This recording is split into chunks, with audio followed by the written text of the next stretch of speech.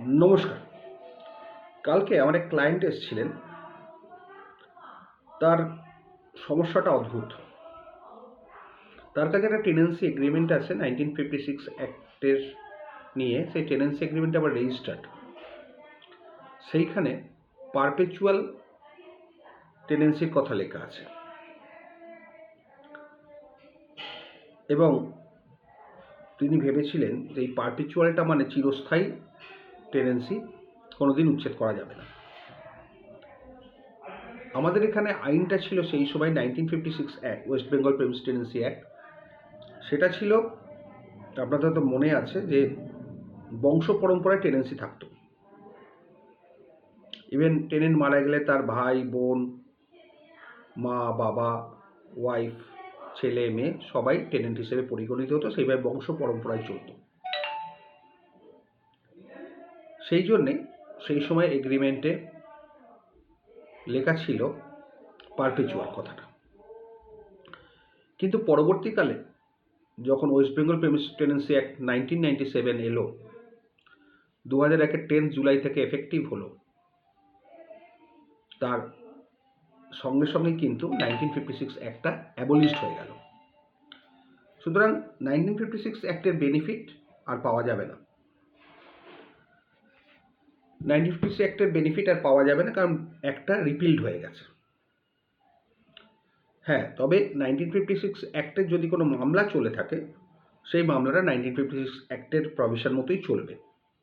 কিন্তু নতুন যতগুলো মামলা, সেগুলো সব 1997-এর প্রভিশন অনুযায়ী চলবে। সুতরাং পারপেচুয়াল কথাটা সেই সময়কার টেনেন্সি অ্যাক্ট অনুযায়ী ঠিকই ছিল। পারপেচুয়াল কথাটা না লিখলেও যা হতো, পারপেচুয়াল কথাটা লিখেও তাই হয়েছে। এখানে এগ্রিমেন্টে যাই লেখা থাক, law shall prevail over the agreement. কারণ ল যেটা করছে, আপনার বিধানসভা বা রাজ্যসভা বা লোকসভা, তারা আইন পাস করছে, আর এগ্রিমেন্ট করছে ইন বিটুইন দ্য পার্টিস। তাই জন্যে ইন বিটুইন দ্য পার্টিস হলে পার্টির এগ্রিমেন্ট কখনো লকে ভায়োলেট করতে পারে না বা লকে সুপারসিডও করতে পারে না।